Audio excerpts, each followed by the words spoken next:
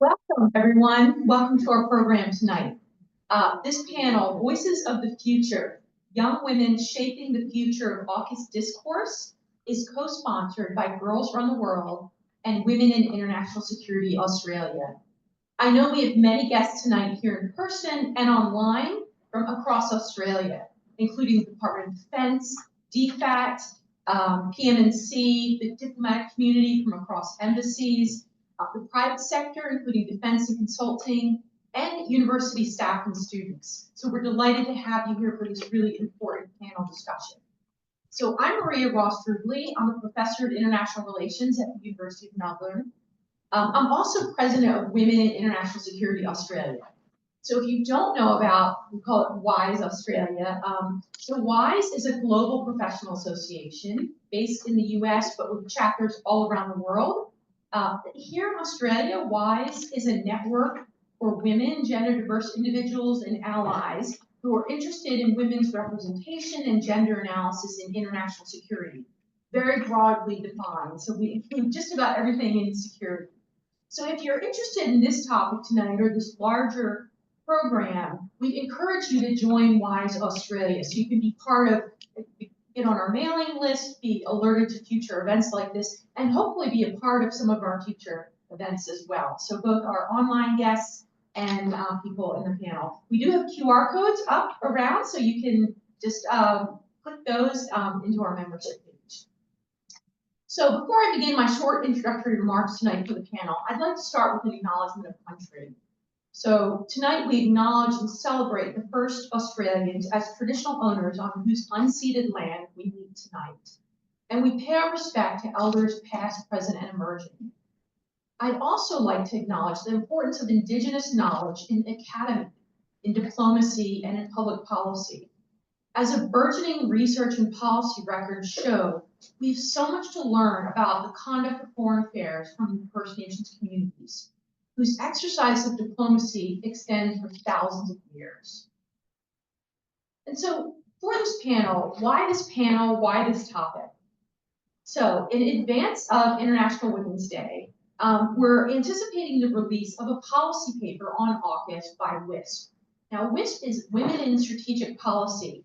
It's a joint project of Girls Run the World and the ANU Coral Bell School and Strategic and Defense Studies Center. It's a competitive program that young women can apply to, and right now there's currently about 60 participants. They're working on policy research and publishing, and many are joining us online tonight, so thanks. So we have this upcoming policy paper.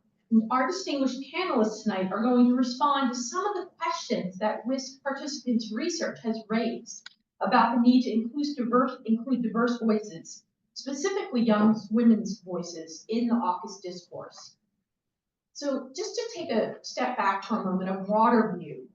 Now we know that diverse teams generally are more effective, they're more innovative, and they're more profitable. There's dozens and dozens of studies from the business academic literature that bear this out. That's why financial institutions in the US have said no thanks to the backlash against diversity, equity, and inclusion programs. There's been public statements from head of financial institutions saying, actually, diversity makes us more money. So we know that diversity makes good business sense.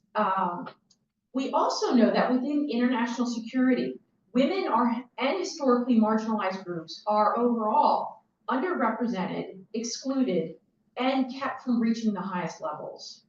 So there's research on women in the media, women as experts, women in various security agencies in Australia. All of them show that women are not included in the same way that men are. So I've actually done a lot of research on the topic in international security globally. And it shows that women and people of color are far more likely to say they don't feel welcome, that they experience higher rates of harassment and discrimination, and they find it difficult to succeed in what they call an old boys network. So what does this mean for Australian foreign policy? Well, nothing good, unfortunately, but there's hope. Because the fact is, here in Australia, we need the best policies, the most innovative policies, the most cost-effective policies to succeed in a deteriorating strategic environment, and issues in terms of being concerned about budgetary effectiveness. And so that's why this panel and this topic is so important. For Australia to succeed, our policymakers and government departments and universities all need to continue to embrace diversity and inclusion and do so even more. So I'd like to turn over to our panel, but before I do, I just want to introduce a few key people, some of whom you'll see on the stage and some of whom you won't.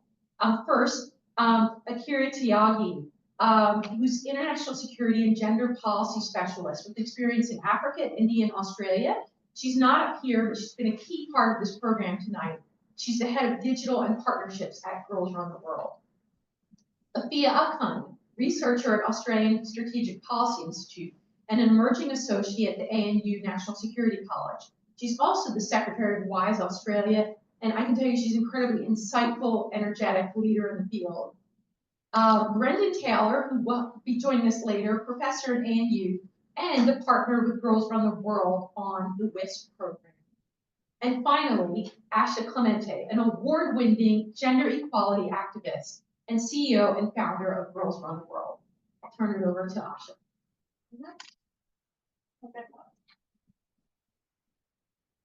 Thank you so much, Maria, and thank you all for joining us here today. I'm so excited for this panel, for the report coming out later this month, to look at how young women's voices can better shape the AUKUS discourse and all the things that we need to learn from young women to better engage young people in AUKUS. Now, I have the absolute pleasure and honor of moderating this panel tonight. So I will start by introducing our panelists and then turning over to them for some very fun questions. I'll ask them a couple of questions and then turn it over to the audience. And we'll also be monitoring the Q&A online for some audience participation. So thankfully they've set roughly in the order of my bios that I printed out. So thank you for that. So starting with Jennifer on the end. Originally from Huntington Beach, Supervisory Special Agent Jennifer Babic arrived in Canberra, Australia in July of 2024 to be the Senior Regional Security Officer for the U.S. Mission Australia. She joined the U.S. State Department Diplomatic Security Service in 1997 as a Special Investigator in the Los Angeles Field Office. In 1999, she became a Special Agent with DSS and was a commissioned member of the Foreign Service. Jennifer's previous assignments was as an Assistant Special Agent in charge of the DSS San Francisco Field Office. There, she oversaw the State Department's anti-human trafficking efforts in the Western United States and managed law enforcement liaison with the Foreign Diplomatic Corps. Her other assignments have been the Resident Agent in charge of DSS Minneapolis, the Regional Security Officer at the U.S. Mission in Portugal, the Deputy Regional Security Officer at the U.S. Embassy in Kiev, Ukraine, a Senior Security Policy Advisor in Iraq on Washington, D.C., the head of the State Department's Armored Vehicle Division, one of Colin Powell's bodyguards when he was Secretary of State. That's so cool. An Assistant Regional Security Officer at U.S. Mission France, and she did her first tour of a Special Agent in the Boston Field Office. Her career has taken her to 57 countries and every continent except Antarctica. She holds a BA in American History, a BA in French language from the University of San Diego. She speaks French, Russian, and Portuguese. Our next panelist, Kathryn. Kathryn Essex leads the team working on security and defense industry for Australia and New Zealand, and is based at the British High Commission. Kathryn arrived in Canberra at the end of October last year, having previously been at the British Embassy in Washington since January 2020 as the first Secretary of Capability Conference, part of the Defense Acquisition and Technology team with a wide-ranging portfolio that includes covering AUKUS Pillar 2 since its inception in September 2021. Kathryn joined the UK Ministry of Defence in 2005 and has done a variety of different roles, including ministerial private office during the change of government in 2010, numerous policy roles in equipment capability, personnel policy, EU exit defence, industry implications, and bilateral relations. Kathryn completed the Advanced Command and Staff course in 2014 and was appointed to the Cabinet Office as part of the team that wrote the 2015 NSS and SDSR, and was a UK negotiator in the EU on whole mill issues before and after the UK referendum. Prior to joining the Ministry of Defence, Kathryn worked in sport, including for the Rugby Football Union, and remains a sports fanatic built on a career playing hockey and rugby. including playing rugby for England students from 2000 to 2002, following an injury playing rugby in Australia in 2002. Sorry. Kathryn subsequently became an England rugby team manager, logistics and organization, and continued to do this in her spare time whilst working for the ministry. Going to 2 Rugby Sevens World Cups in 2009 and 2013, but was outshone by her sister, who won the Rugby World Cup with England as a player in 2014. Yeah. Amazing. We both outshone our brother.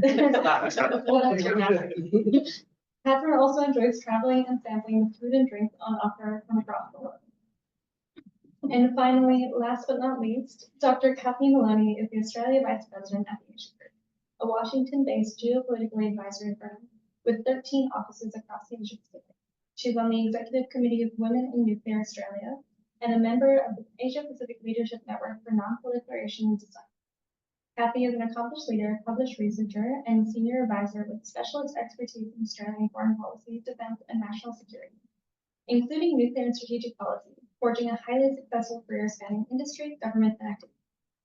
Prior to joining TAG, Cathy was Deputy Director of the Defense Strategy and National Security Program at the Australian Strategic Policy Institute, leading a highly skilled team of researchers and analysts at the forefront of Australian defense and strategic analysis.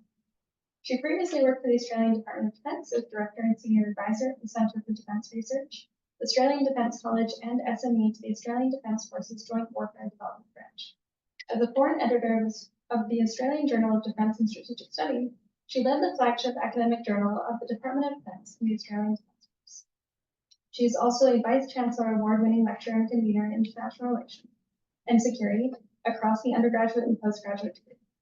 Cathy holds a Doctor of Philosophy in Nuclear Policy and International Relations from Griffith University, a Master of International Politics from the University of Melbourne, and a Bachelor of IR from Griffith University. Please join me in giving a warm welcome to all of our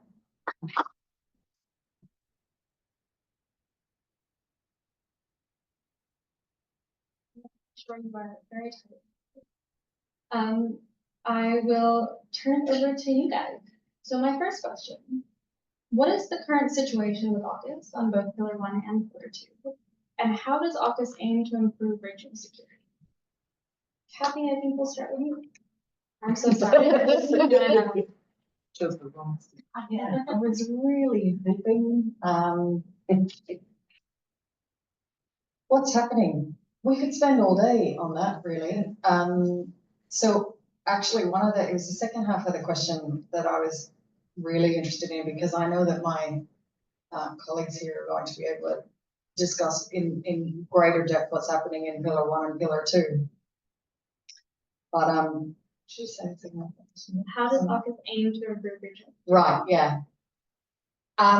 For me, there are 4 really clear ways that AUKUS is going to improve the regional security, and that is in the areas of like thinking strategically about it, politically, economically, and possibly more importantly is normatively. So for me, those 4 is drawing everything together. We tend to think of AUKUS because it's a defence pact, it's a defence agreement, that it's just about fighting or building things around an adversary, but I actually think that will bring us closer. It also isn't just about the 3 countries that that were in the initials. There is a significant amount of interest in AUKUS from our regional partners and our allies and friends, and as it grows and we start to build on it, I think we're going to start to see a lot more of these countries take more of an interest. And while some areas we won't be able to bring partners in, and that's just from a security point of view, and I think we'll be talking about that as we go on. I think there is going to be ways that we're going to be able to build greater sort of, which I think is more important, is more normatives around strategy, around regional defence, and just about bringing a lot more people and partners and stakeholders together. And I'll leave it at that. And let the 2 of you go on for your top 2. I think in short, a lot is going on. I think that we know the 2 pillars, but I would also point to the sort of quite profound changes that are happening within our systems, because this is about cultural change. This is about how we get closer and trust each other with our most sensitive technologies and signals. And I think that takes time, but the changes are happening, and it is quite profound. And as Kathy said, it's going beyond just the work that we're doing. I mean, I think and I'd also recognise that there's been 3 changes of government now since AUKUS was announced. And I think it's looking, frankly, quite positive, given all the changes we've had. And from my time in the US, I would say that AUKUS was probably the most bipartisan supported topic on the Hill. So I'm not concerned in that sense at all. I think from a UK perspective, we're focusing on delivering Pillar 1, the ultimate pathway, to support Australia's acquisition of nuclear-powered submarine capability. And we're progressing delivery of SSN AUKUS. We've had visitors across the UK who've gone to industrial factories and seen parts that are starting to be built. So it's real and it's moving. I think we're also looking at how we get Australian companies into supply chains, both for Virginia, but also for SSN AUKUS, because this is also about building our industrial resilience and making the most of our talents across 3 systems. As someone who's worked on Pillar 2 since its inception, as I said, I like to say Pillar 2 and world peace is probably encapsulates what everyone thinks it's capable of doing. And I think the opportunities are huge, but I think sort of, as we like to say, crawl, walk, run. I think letting it get up and deliver capability first, because in my perspective, we shouldn't have had to announce Pillar 2. It should be business as usual. It's not, and we need to get after those reasons and address those reasons so it's easier for our 3 systems, people, industries, militaries work together. We want to, but we like to find red tape to put in the way of that. And so for us, it's about changing that, and calling out and building on that. I think recognising what the US have done in terms of their ITAR reform work. I mean, that is generational. From a UK perspective, we've been pushing for that since 9/11, and there was no change. So it's taken the current situation to do that. And it's revolutionising how our industrial bases can work more seamlessly together. There's still a long way to go, but that start, if you just said at the beginning of August that this is what it would achieve, everyone would have just laughed in your face. So it's a stepping stone, and there's more to be done, but you cannot underestimate the sort of huge cultural shift that's happened to date. I think on regional security, Kathy said it all. I think from our perspective, we link the Euro-Atlantic and Indo-Pacific very closely, and I think for us it's about deepening security partnerships to support peace and security in this region, and also supporting open societies and upholding sort of the international rules-based system. So I think that's our focus, in sort of ensuring that states can make choices free from coercion and disinformation. Sure, I'd like to echo what they said. For me, I'm by no means an AUKUS expert. I see things from kind of the 50,000-foot level, especially when it comes to security. So what I see out of this is a pooling of our resources and a collaboration in a way that we've never experienced before between 3 of our countries. Yes, we've been Five Eyes partners for a long time, but this has opened new roads even between agencies here in Australia themselves and with our partners, our US and our UK partners. We share information, we talk about things that we would never have thought we were going to talk about before. And it establishes kind of a checks and balance for all of us, because it's not just one country making a unilateral decision. It's several of us coming to the table saying, how do we want to tackle this problem?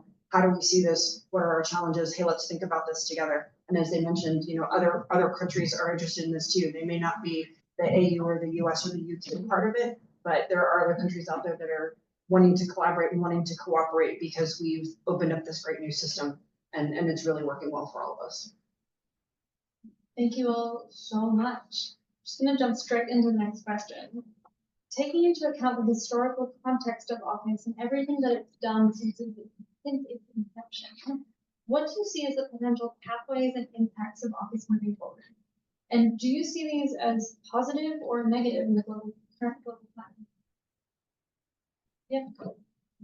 I presume I'm going to be first cab off the rank for all of this, which is I really. want to mix it up a little bit, but if you want to volunteer, sure. I'll volunteer this time, and then I'm just going to pass them on. I was really interested when I saw the word historical context, because historical, when you think of AUKUS, historical, if it was only announced in 2021, it's like, wow, am I getting that old that it just seems like way in the past?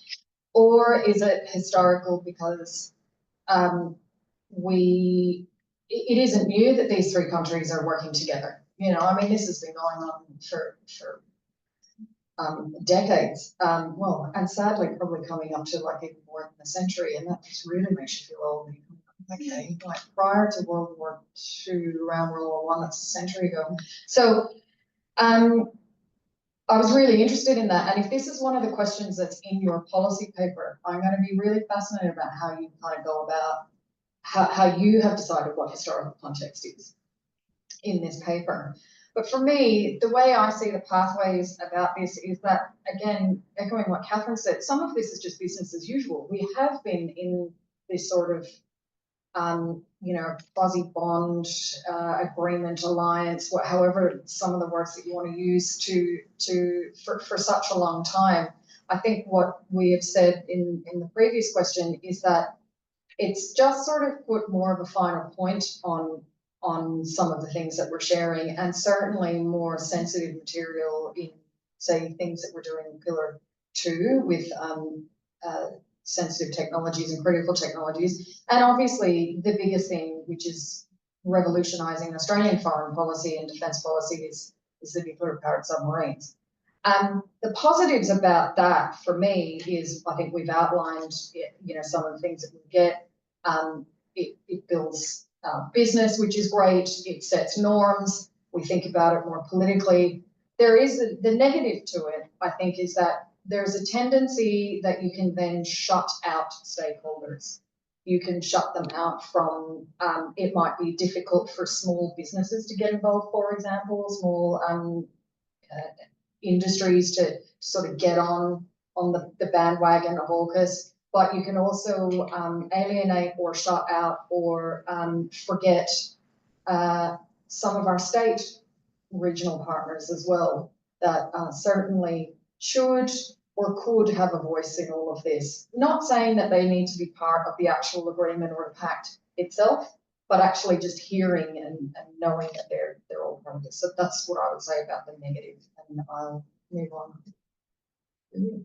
I think strategic comms is critical, and I think that will be a constant battle for AUKUS. And I think it, you know, the historical context, if it's taken from the start, I think picking up what Kathy said, that it's got better and better, and the understanding has got deeper and deeper, but that will be a continuous battle. And I think that's key for defence departments generally, but I think when you're looking at defence spending, increasing defence spending when, you know, the cost of living is going up, the justification of that, the narrative around why it's good domestically, internationally is critical, and there's still a lot of work to do on that. And I think what AUKUS is doing is about pooling our resources, our industrial resources, our military resources and our capabilities, so we could do less with more. More with less. No, can't get that right. You know what I'm trying to say. But I think it's about what we can do together that makes sense, using our geographical differences to cover parts of the world, and how we can help ourselves and help each other. And I think the narrative around defence and defence spending for all of us is becoming more and more challenging, but more important. I think there's a good story to tell. I just don't think we're at times the best at telling that. And I think we've all mentioned it, but about bringing allies and partners together. It started at 3. I think when we fixed the red tape and issues like that, it'll start hopefully to become a new normal. We sort of said it's about changing the way we do business together, and then you can roll it out in concentric circles of trust once the 3 sort of closest allies have worked out how to make things work more smoothly. Then others can come in the tent, and I think it's about going through that forming, norming, storming, forming phases that we're going through, and trust is critical to that. And I think AUKUS, as we've said, it's got clear focus, pillar 1, pillar 2, but it's being used as a way to change, and you know, AUKUS is being used as a reason to change things that, you know, problems that we've admired from a distance. Well, AUKUS will fix that, and you're like, oh, okay. And so it's being used in a way that is actually quite helpful to break down barriers that have always existed. We've just sort of worked around them. Well, you can't do that when we're looking at what the pace of change and the pace of technological advance. We're having to break this down. And I think AUKUS is now being used as a way to address some of these long-standing changes that we've needed to do for a while. I also see it as a really great, strong defense against protecting a lot of these innovative technologies that are coming out. there's a lot of things that AUKUS touches, not just a submarine in the water, but there's, 1,000 things that spiral out from that. Like when I say I protect the ambassador, yes, I protect the ambassador, but then there's counter-espionage investigations, counterintelligence investigations, there's 100 things that come off of that go into that one package. And it gives us a chance as allied partners to put up a fence and make the decisions and be the leaders in that, so that the folks that are trying to steal it from us or would use it and make bad decisions with it, let's say, don't have the chance to get a foothold in it. I also really like the innovation that it's sparking because of all these technologies that it touches. AI, cyber, quantum. One of the things that I thought was really cool, and this is just me from an uneducated spectator, is the undersea technology. I mean, how cool would it be if we could actually walk as humans on the bottom of the ocean? Velcro came from the space program, so what could AUKUS bring us? There's all kinds of things that were being looked into that could have everyday implications across a lot of sectors, not just for building submarines. So that's what I think is the biggest positive out of it. I absolutely agree, and it is really interesting that you raised that, because one of the things we identified in the report, just to give you a little spoiler, is that what needs to be better communicated or needs to be better leveraged is how those technologies and this innovation and this push for innovation can be used to also address things that young people really care about. Things like innovative climate technologies, things like nuclear technology, that can be a massive part of connecting AUKUS with young people, and is a big part of building that narrative that I think you're right about. We don't communicate as effectively as we should often, but I think that's a big opportunity that we're missing. So on that one, in terms of missing narratives, in terms of missing perspectives, why is it important to have women, and especially young women, and women from intersectional backgrounds, to be a part of AUKUS discourse? Kathryn, I'm going to start with you this time. So having worked in rugby and then defence, I like to call those environments male, pale and stale. And I think the importance of diversity of thought, views, backgrounds is critical to all those life. And defence is and should reflect on societies and is probably not there. And I sort of hark back to when I did military staff college, and there was 350 plus military students. There was only 17 women, but there was representatives of over 100 different countries. And at one point we were debating the Arab Spring, and I was sat with colleagues from Oman, Qatar, Bahrain, Jordan, Saudi, and I sort of realised, frankly, how white European middle class my views and perspectives were, and I can't change my background, but all I can do is ensure that I seek and get diversity of thought into my debate. Otherwise, I will continue thinking the way I think, and the media I read. And from a personal perspective, I've been in Brussels for the UK referendum there before and after. I remember sort of looking at my social media feed and ensuring that I was surrounded by people that felt the same as I did in terms of Remain. And probably shouldn't. But I think the fact that we can now make our social media feed our thought process to what we already know, it's just an echo chamber, and it's something that we really have to address, because I don't think it's helping us think coherently. I'd also say, and I've said before, about AUKUS is about trust and how much we trust our closest allies, and women are particularly good at building trust, sort of effective and long-standing relationships. I'd also highlight the critical role that women are playing in AUKUS. I think, women don't put up women at work signs, but there's a lot of women who work in AUKUS, including at the very top. From our perspective, the UK Pillar 1 lead has always been two female. The US lead for both pillars until the change of administration was also a woman. Australia has very key women very high in their system, but also when I was in DC, my US and Australian working level colleagues were both women. And our Pillar 1 UK and Australian colleagues were both women. So there was one man in our working environment, and he felt suitably henpecked. But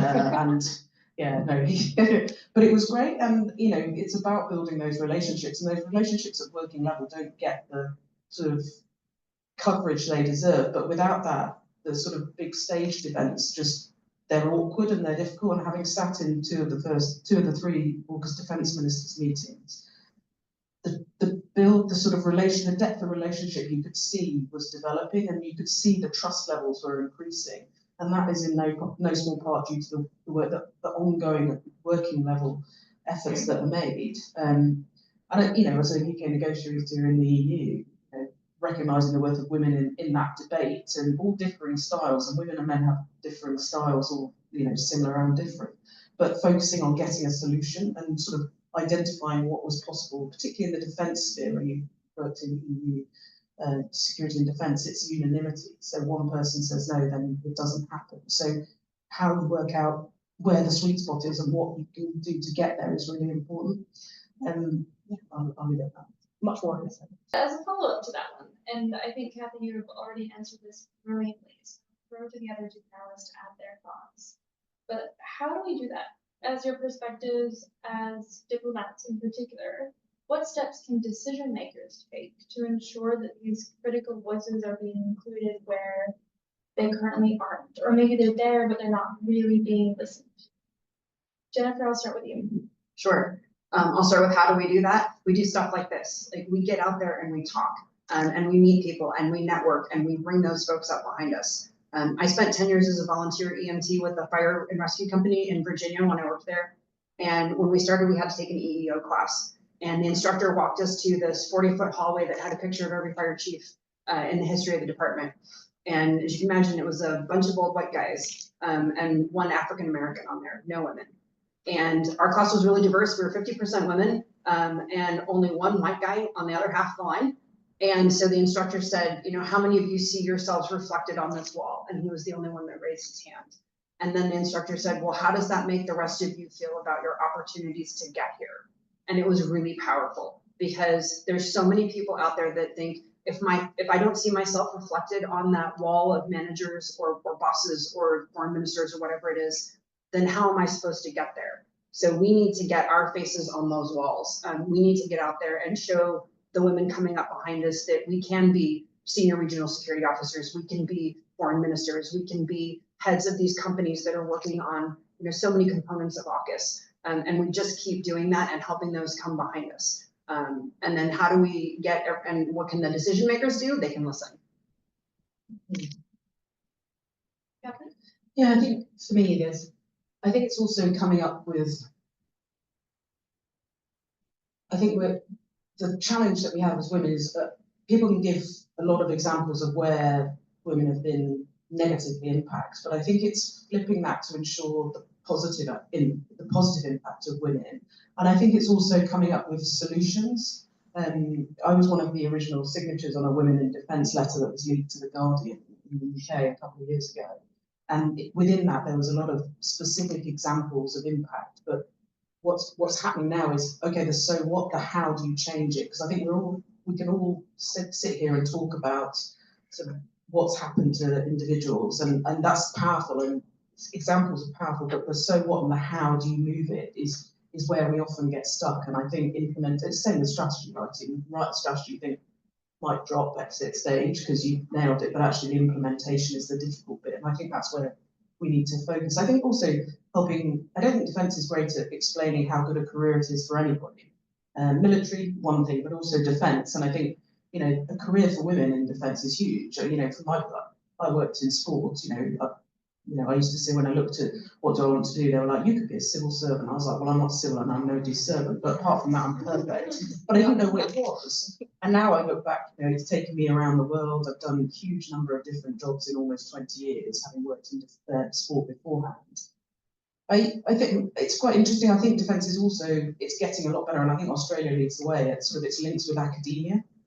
I think our S&T communities are really good, but I don't think the rest of defence is often good at engaging with academia and getting different views from students and universities. And actually AUKUS is helping there. We're seeing natural connections between universities coming up because of this, and the more and more sort of career choices that people have. I mean, my career advice was, you like sport, you're quite right, do sports science. That was it.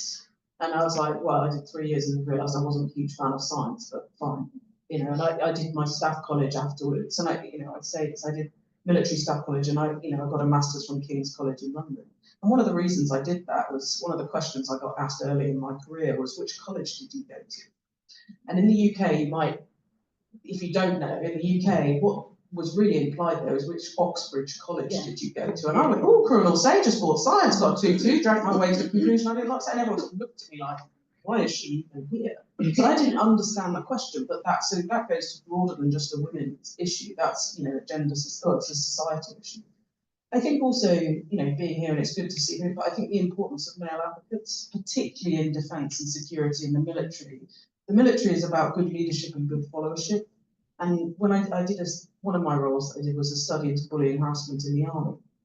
And we had a first sort of male lead, and in the military there's different cap badges, and I like to call them, they're hierarchical, the cap badges or the groups that you go into. I like to say they go in at the start and there's a Hogwarts sorting hat that puts, you know, the hat on. You are now blessed with being in army intelligence or whatever. And so the individual that led it at the start was not considered one of the top things. And so he was then changed. And then we had a new leader from the infantry, so Type A commander. And we were like, oh God, we have to go around this. We spent a lot of time making sure that he understood the problem, because from his perspective there was no problem. You know, the fact we've been brought in to do the study clearly meant there was. But we had to go back around the boy and explain to ourselves and explain to him what the problem was with evidence, with that, and that was, you know, at the time we were a bit like, oh God, this is wasting time. But actually, without that, without a senior leader that then recognised and could go up against, so it was 100% worth doing. Yeah, and I think, you know, empowering women and girls, you know, it's 25 years since the first UN Security Council resolution on women in peace and security that the UK led, and we've, you know, women in peace, it's still a UK priority, and it absolutely has to be. But I think that's action, that's words, and I think the actions and seeing universities and colleges talking about this sort of stuff is how you start to bring that up. Just one final point, because I agree with everybody here, but part of the solution as well is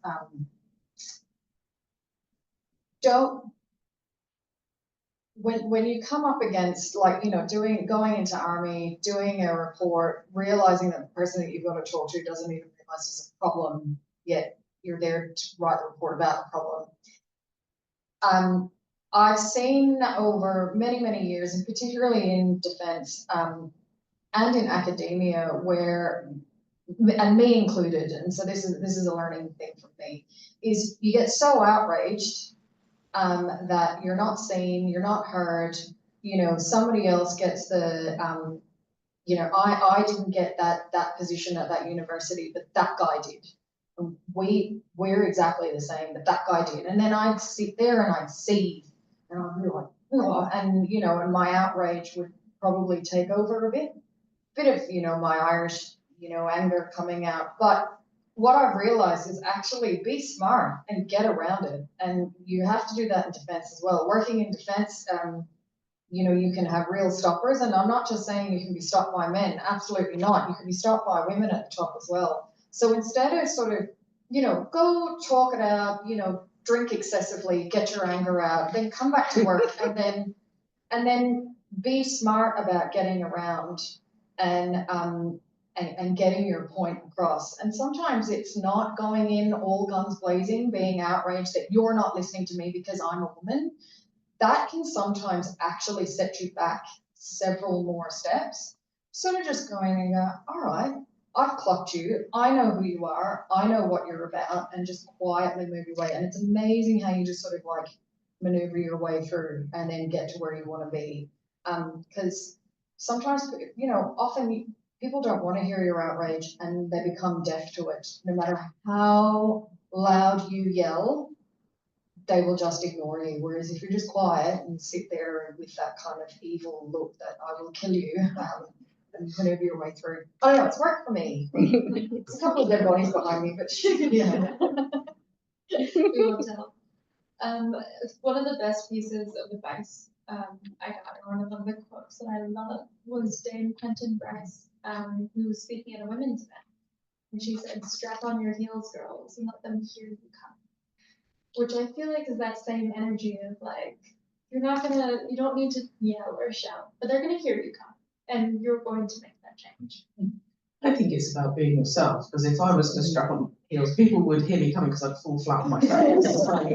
That would be one way of making an entrance. But I think it is about bringing your own stuff. You know, that changes. You work yourself. Like for me, it's been a massive journey. As I said, my knee operation, that, you know, my whole persona was built on my ability on a sports pitch, and it left. So I had to almost reinvent myself and come into defence at the same time, which was like another myth. And I was like overwhelmed, and it's only, you know, it's taken a while to go, yeah, I've got something to bring to the table, but, you know, bringing your own self to the table is 100%.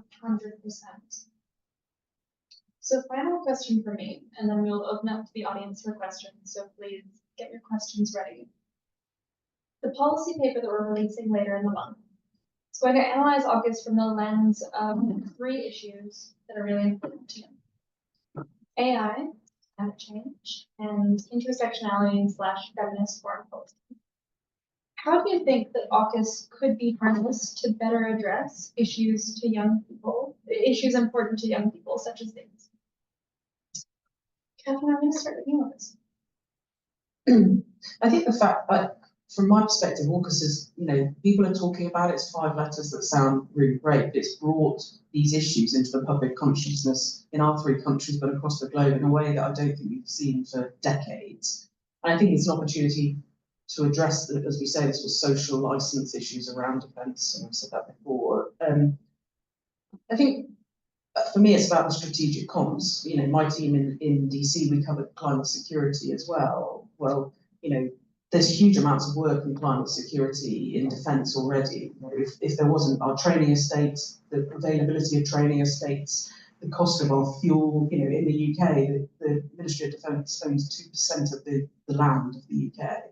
So there's responsibility there, there's cost there. It makes financial statements, but it also makes huge sense for the future. I know from one example I was given, from November 23 to October 24, more than 9 million litres of sustainable aviation fuel were delivered to the Royal Air Force.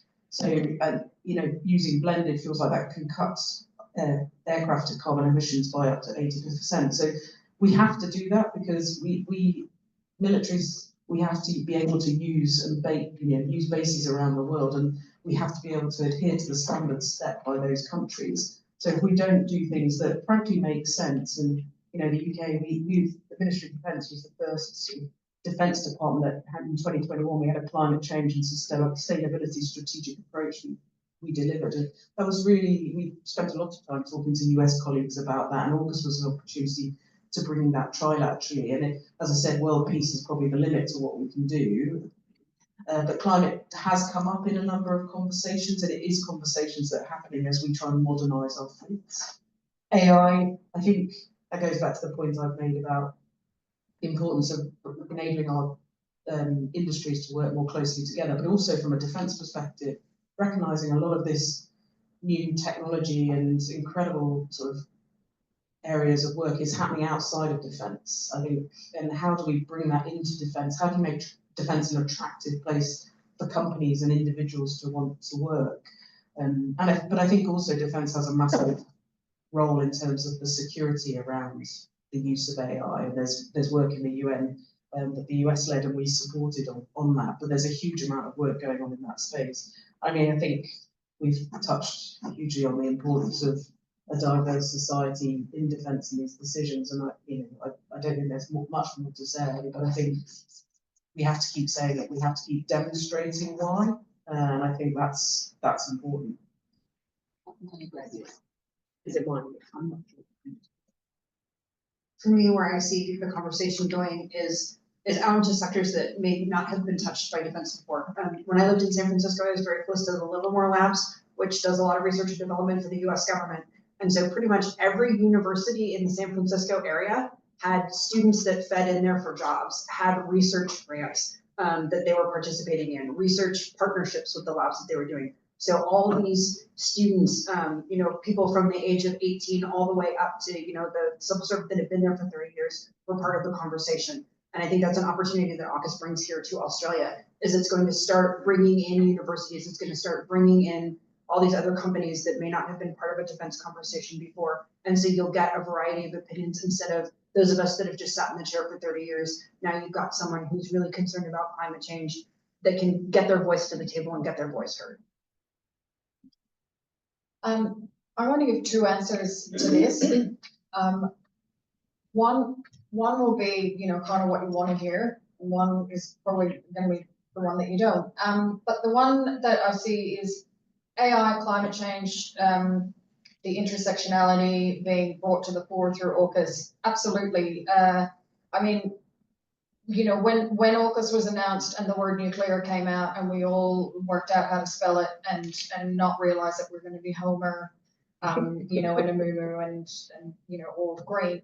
What it did is it started a conversation in Australia about civil nuclear discussions, which then fed really right into the climate discussion, energy, and we started that conversation and that education that I was talking to you about before. So I think that's really important, and I would never not talk about climate change and its importance, not only just because I live in this world, but my sister is an associate professor and an international advisor on climate change adaptation and mitigation. So if I ever say anything against climate change, there'll be, you know, a massive, you know, family bust up here. So, but what I will say that you may not like to hear is that AUKUS at its heart is a defence pact, right? So it can't be a panacea for everything. It is great that these three countries have come together and we're talking about Pillar 1 and Pillar 2. But if you start, and I know that it, you know, we've just been discussing how brilliant it is for regional understanding, bringing regional partners together, but it still is about defense. So if you start then sort of trying to then make it about AI, climate change, feminist foreign policy, I think then there's a problem where we then start to dilute what it is and we forget what it is. And when you forget what something is, it can get so diluted as to then become quite useless. And I'll give you the example of the word deterrence. If anyone in here is looking at deterrence and understanding deterrence or studying it or whatever, you will have gone back and you'll have done, and if you're all good students, you'll have read your theory back to front and you'll have read Friedman and the like, and you'll know exactly what it is. Once you actually start looking at the word deterrence from a policy point of view, from a joint operations point of view, from a tactical point of view, that word and that theory and that strategy becomes watered down. And the one thing you don't want to do with AUKUS is to water it down so much as you forget the meaning of what it is, because it's really important. It's a very, very powerful agreement. We've just spoken about all of the things that it can and will do. But be careful about then sort of deciding that if it isn't, because you'll get angry at it if it doesn't then deliver to you. But I'm not saying feminist foreign policy come out and this. That's not what it was starting for. So use it, absolutely. Use the learnings, use the theory, use everything about it, use everyone in it. But try not to then decide that it's got to be something else, because it's trying to do what it's doing right now. And I can't see how, I mean, I could, if I sat down with a good bottle of wine, I'd absolutely write, you know, feminist foreign policy about it, but just, that would be my only thing on the policy paper, which is why I'm now super desperate to read this policy paper. It's going to be good. I'm very excited to hear that. We'll be sending it out to everyone who registered, so keep Right. that. Well, please join me in giving a massive thank you to all the panelists.